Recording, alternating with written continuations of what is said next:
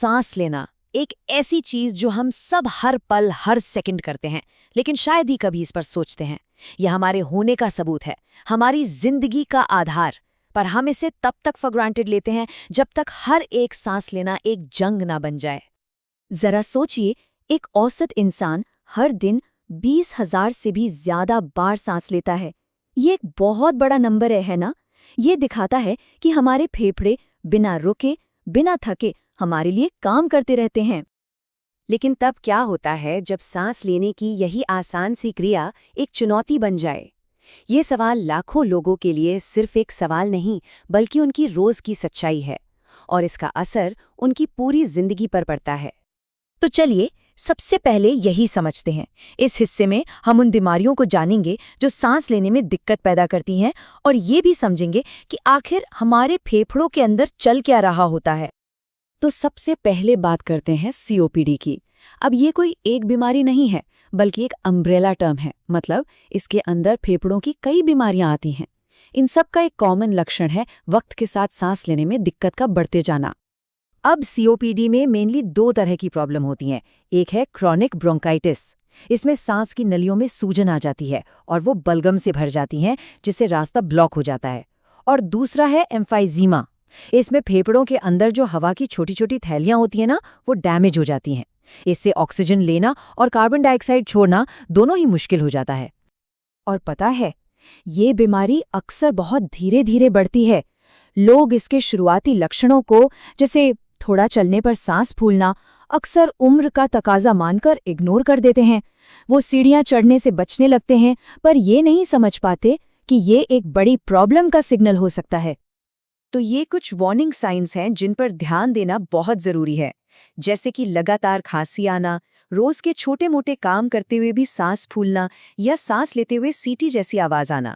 ये लक्षण COPD, asthma या ब्रोंकाइटिस जैसी बीमारियों के शुरुआती संकेत हो सकते हैं। तो हमने प्रॉब्लम तो समझ ली। अब बात करते हैं इसके सॉल्यूशंस की।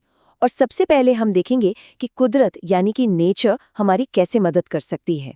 कुछ बहुत ही पावरफुल नेचुरल रेमेडीज हैं जो हमारे रेस्पिरेटरी सिस्टम के लिए कमाल कर सकती हैं। और कमाल की बात यह है कि इसका इलाज हमारे किचन में ही छिपा हो सकता है। ये 3 चीजें देखिए, लहसुन, अदरक और हल्दी। इनमें बहुत ही पावरफुल एंटी इन्फ्लेमेटरी गुण होते हैं जो फेफड़ों की सूजन को कम करने में मदद करते हैं। और यही सूजन तो कई सांस की बीमारियों की जड़ होती है।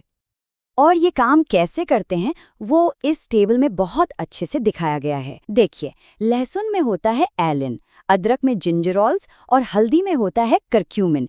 ये सभी स्पेशल कंपाउंड्स हैं जो सूजन को कम करने और हमारे शरीर को प्रोटेक्ट करने का काम करते हैं। और हल्दी का एक और कमाल का फायदा है, ये एक नेचुरल एक्सपेक्टोरेंट भी है। मतलब ये फेफड़ों में जमे हुए बलगम को ढीला करके उसे बाहर निकालने में मदद करती है। इससे सांस का रास्ता साफ होता है और आराम मिलता है। तो ये तो हुई खाने पीने की बात, लेकिन इसके अलावा कुछ फिजिकल प्रैक्टिस भी हैं जो हमारे फेफड़ों की फंक्शनिंग को काफी बेहतर बना सकती हैं। तो चलिए अब समझते हैं योग में सांस लेने के विज्ञान को। प्राणायाम, ये शब्द शायद सुना होगा। ये सांस को कंट्रोल करने की एक बहुत पुरानी भारतीय साइंस है। अनुलोम विलोम जैसी जो तकनीकें हैं, वो सिर्फ सांस अंदर बाहर करना नहीं है, बल्कि उन्हें खास तौर पर फेफड़ों को मजबूत बनाने और उनकी कैपेसिटी बढ़ाने के लिए डिजाइन किया गया है। और इसे करना भी बहुत आसान है। देखिए, करना बस इतना है कि एक नाक से धीरे धीरे सांस अंदर लेनी है, कुछ पल के लिए रोकनी है और फिर दूसरी नाक से बाहर छोड़ देनी है। ये सिंपल सा प्रोसेस रेस्पिरेटरी सिस्टम पर बहुत गहरा असर डाल सकता है। और ऐसा नहीं है कि ये बस कहने की बातें हैं, इसका साइंटिफिक प्रूफ भी है। एक स्टडी में देखा गया कि सिर्फ 8 हफ्ते तक रोज प्राणायाम करने से लोगों की लंग कैपेसिटी, जिसे MVV कहते हैं, 109.5 से बढ़कर 132.5 हो गई। ये एक बहुत बड़ा इम्प्रूवमेंट है। ठीक है, तो हमने अंदरूनी इलाज और एक्सरसाइज की बात कर ली।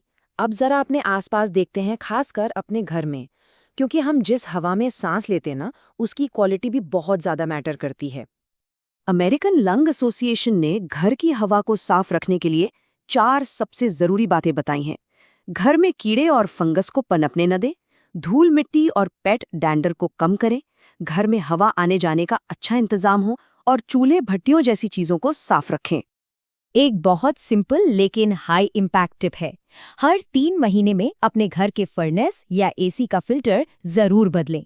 ये हवा में उड़ने वाली गंदगी को फंसा लेता है और उसे हम तक पहुंचने से रोकता है। और बिल्कुल इसी तरह एक और छोटी सी आदत है जो बड़ा फर्क ला सकती है। हफ्ते में एक बार अपनी बेडशीट्स और पिलो कवर्स को धोना। इससे डस्ट माइट्स कम होते हैं, जो एलर्जी और सांस की दिक्कतों का एक बहुत बड़ा कारण है। तो हमने बीमारी को समझा, उसके नेचुरल इलाज, ब्रीदिंग एक्सरसाइज और घर को साफ रखने के तरीके भी जान लिए। पर आखिर में एक सबसे ज़रूरी बात पर आते हैं। देखिए, हेल्थ की जानकारी होना एक बात है, पर उसे सही तरीके से दूसरों तक पहुंचाना भी उतना ही ज़रूरी है।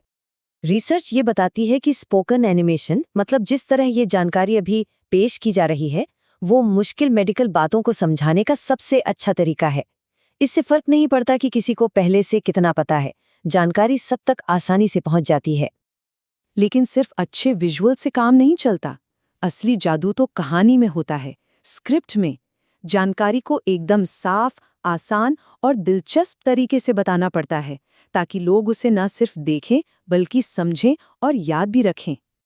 तो हम आपको इसी सवाल के साथ छोड़कर जा रहे हैं कि अगर ज्ञान ही सबसे अच्छी दवा है, तो क्या ये हम सबकी जिम्मेदारी नहीं बनती कि ये दवा हर किसी तक पहुंचे, वो भी सबसे साफ और सबसे असरदार तरीके से? अपने फेफड़ों का ख्याल रखिए और इस जानकारी को दूसरों से भी जरूर शेयर करें। धन्यवाद।